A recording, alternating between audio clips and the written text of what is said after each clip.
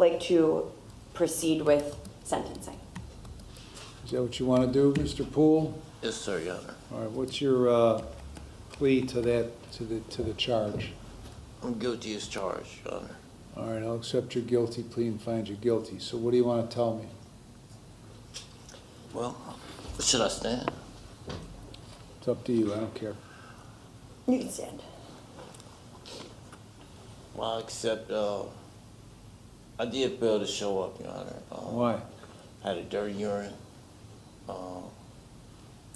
I just didn't want to face the consequences at that time, you know.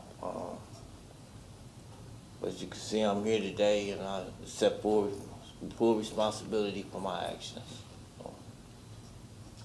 Okay, so what are you going to do about it? Whatever the courts tell me to do, you know, after sitting for a while, it's no fun sitting in jail. I definitely don't want to sit any longer. I definitely don't want to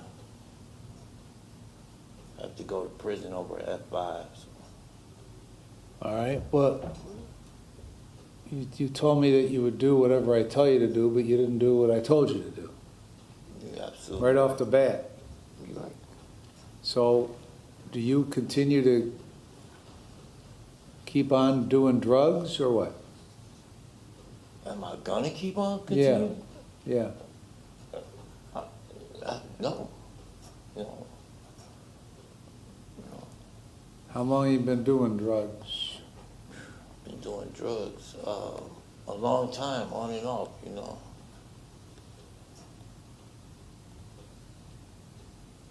Why do you keep doing that? Honestly, I don't know, Your Honor. I am an addict. I'm an alcoholic. I admit that I am alcoholic. If I don't maintenance that my alcoholism, then I pick up.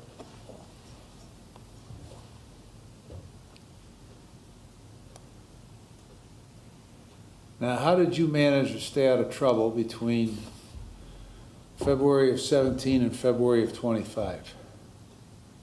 Well, actually, I do work. Where do you work?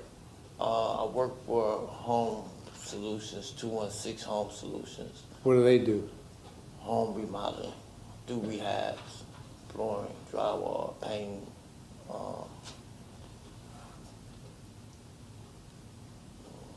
I am a drug user, but I'm not in the streets trying to commit any crimes. I gave that up 20 years ago, almost 20.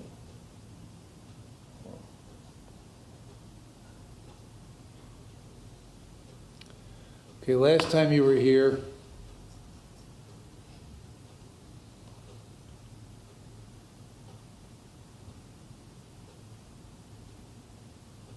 I gave you not too much to do, right? You remember what I told you to do? I do. Told you to get a drug and alcohol evaluation. Follow their recommendations, get a mental health evaluation. Follow those recommendations and go to some AA meetings.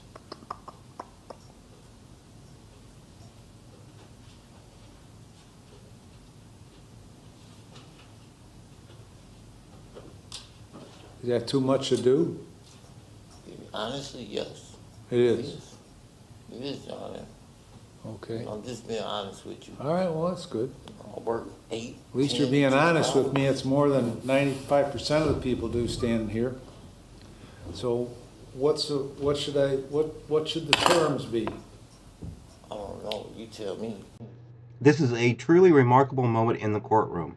When the judge asked if the previous probation terms, drug and alcohol evaluations, mental health evaluations, AA meetings, were too much to do, Mr. Poole's candid, honestly, yes, it is, cuts through the typical courtroom decorum. This honestly, while shocking, might actually be a turning point. Judges guided by principles of sentencing like those found in Ohio Revised Code Section 2929.11 for felonies or similar for misdemeanors, consider rehabilitation and effectiveness of previous interventions. The judge's positive reaction to his honestly suggests he values a genuine assessment of the defendant's capacity, even if it's uncomfortable. It's a rare glimpse into a judge's seeking the truth over platitudes. I told you, and you just told me it was too much. So you tell me what the realistic terms are. They're gonna keep you from giving dirty urines if you show up. Well, honestly, I don't know. Honestly, I don't. You know, I'm on this side for a reason. You know, because I failed to do what was right. I don't know. So I tried to, oh shit. I tried to steer you in a direction so that you'll stop doing drugs. Maybe you don't want to stop doing them. Do you not want to stop doing them? Wow, that's it. If I say no, I'm going to jail. Like I say, I'm honest. So You should just continue to be honest at this point. yeah, I'm gonna be honest. You know. What? Part so of me don't. I'm at the age now where I just don't. You know. I don't know.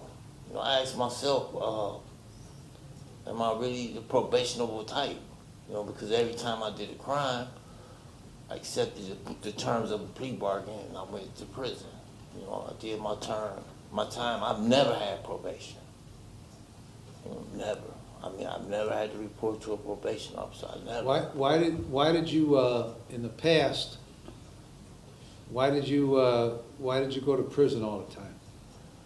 I think because that was the easiest way for me to resolve it. And then too, he said I wasn't probationable. That's what I was told, you know.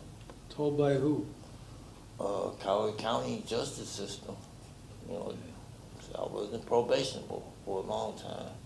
Until I got older, then all of a sudden I'm probationable. But I was comfortable. I got comfortable accepting plea deals. Just going to do my time and coming home.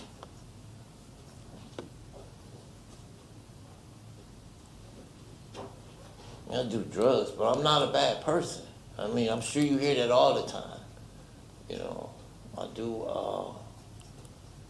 have a family. You know, I do make an honest dollar. Well, tell me this, when if you can remember this, in February of 17, you had a criminal damaging in Cleveland Heights court. Yeah, I did. What was that all about? That was the thing with me and my ex-girlfriend.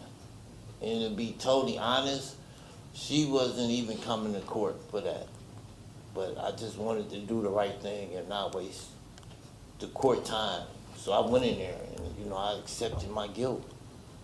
You know, she destroyed some of my personal belongings, and, you know, I figured the only way to get her back without putting my hands on her or anything was to break something of hers.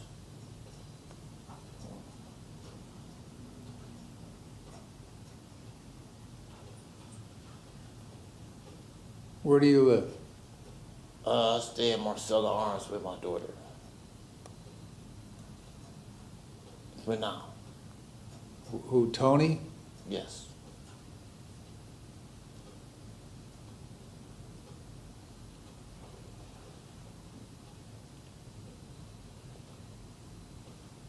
So before that 17th thing, you had,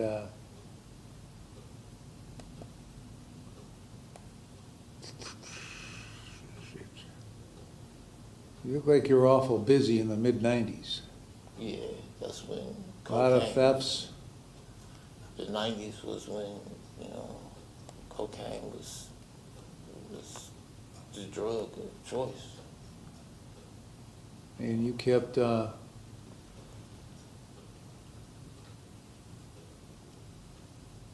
spent most of that mid-90s in prison, right?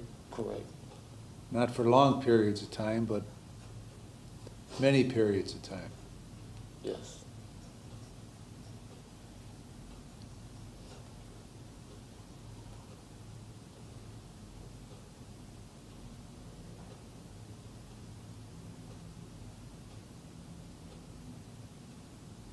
And you had a couple minor things right after you got out, thefts, all misdemeanors.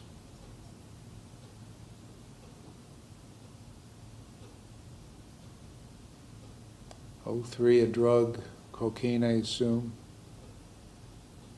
Went to prison for a little bit. Motor vehicle theft in '07, went to prison for a little bit. And then nothing until '17, that was that criminal damaging misdemeanor, and then this in '25. So your assessment of your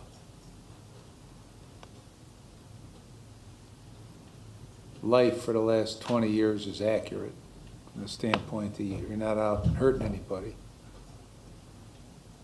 But the problem is, if I put you back on probation, what are the chances that Mr. Tompkins is going to set aside his whole Monday for you to show up, and he'll have wasted his Monday because you ain't going to show up?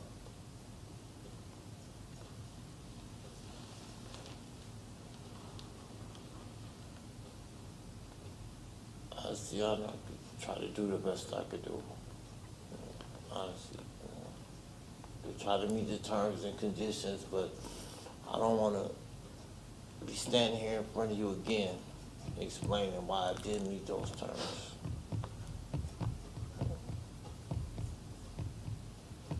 How many days has he been in, Dave? 114? So he has 114 total, he's been in 79 on the probation violation. Okay. You know why you've been in, you know why you've been sitting here so long on this thing? Honestly, 79 days? No, I don't know. Because you didn't show up. Now, if you showed up and you tested positive, then you wouldn't have been sitting here for 79 days. So the least you can do is show up. Well, honestly, Your Honor, I did want to, I mean, that was my next course of action, to just call Mr. Tompkins and just be honest with him, you know, and see how to resolve this. But, I mean, the police came to visit me, I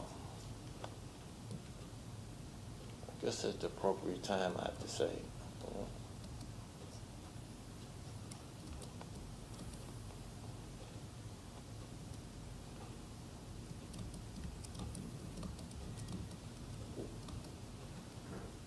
You going back to work at the same place? Absolutely, yes, yes.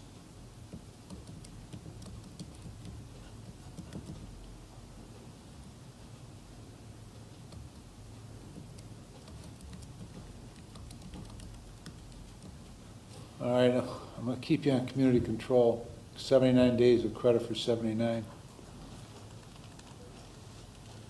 No drugs or alcohol with screens. Full employment.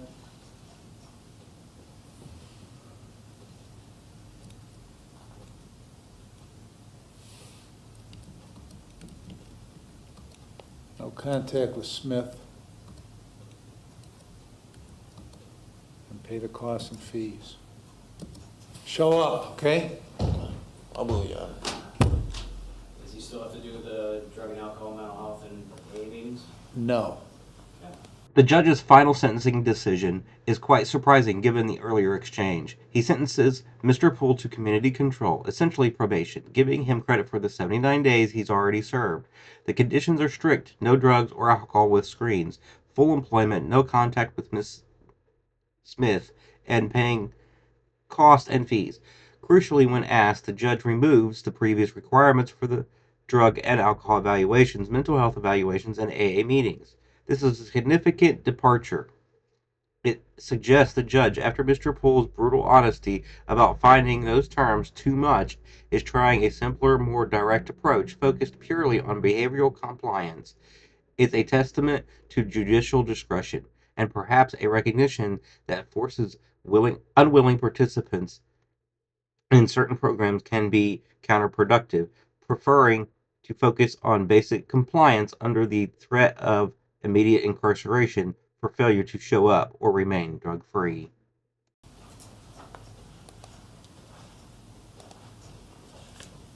Anything else from you? No, thank you, Your Honor. I'm going to strongly encourage Mr. Poole to show up. And that's just one small thing he can do to begin to show you that he has it in him somewhere. All right.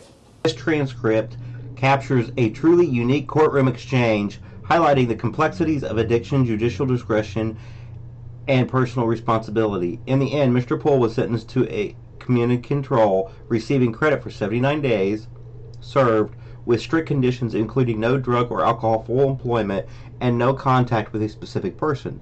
Notably, the judge removed the previous requirements for drug, alcohol, and mental health evaluations in AA meetings, perhaps in response to Mr. Poole's candid admission that those had been too much. While the defendant mentioned the Coweta County justice system once, the primary context pointed towards an Ohio court, possibly Cleveland Heights.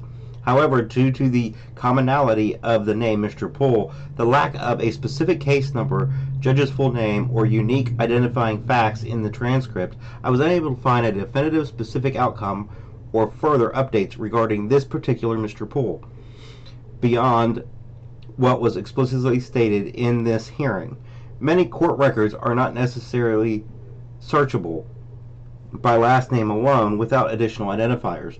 Therefore, the outcome as presented in the transcript, ending with Mr. Poole agreeing to the terms of his community control, stands as the most recent development available to us for this case.